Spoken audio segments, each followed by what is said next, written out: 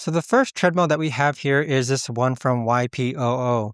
So the color of it is a black and yellow. So for people who have maybe that might matter to you when it comes to your gym aesthetics.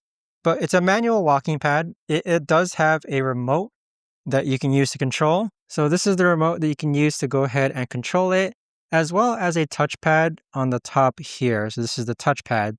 It does have a placement for your phone or iPad to sit right here as well. And so with this walking pad, things that I like to consider is I personally prefer a wider walking pad. So what I mean by that is this one here actually measures at around, let's say 15 inches as far as the width of the walking pad itself. So if you tend to have a wider stance while walking or running, you might want a 16-inch, but if you're on the smaller side or you don't mind a 15-inch, this will do just fine. Now, this is an incline walking pad, but it is done manually, meaning you do have to lift the treadmill up and add these pegs that you see here in order to go ahead and make it an incline treadmill. Now, unlike other walking pads, this does include handles on the side, which I would much rather prefer. So with handles on the side, you can kind of just hold it just in case you need some extra support. And in addition to that, it does have these safety clips. So this red string that you see right here,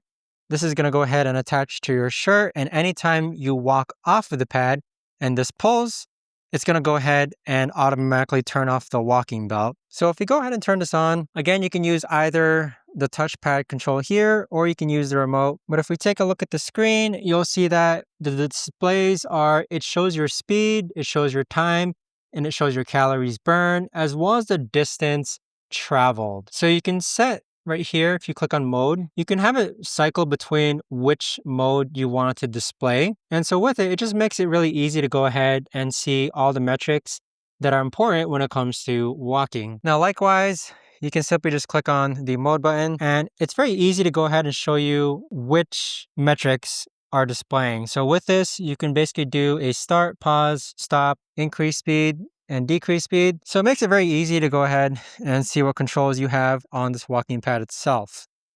Now, me personally, as I use this, obviously it's recommended that you wear shoes, but for a simple walking pad, it definitely does the trick. Before you use this, just make sure that you go ahead and lubricate it with some oil that is included with it. So make sure that you go ahead and lubricate the walking belt. But overall, I'd say it's a pretty decent walking pad. I mean, if you do put the manual incline pegs here, I normally would just leave it. So what I mean by that is once you push this forward and it inclines your walking pad, I normally just leave it inclined. Like I'm not really a big fan of having to lift up the treadmill and then add the pegs just so that it's on incline.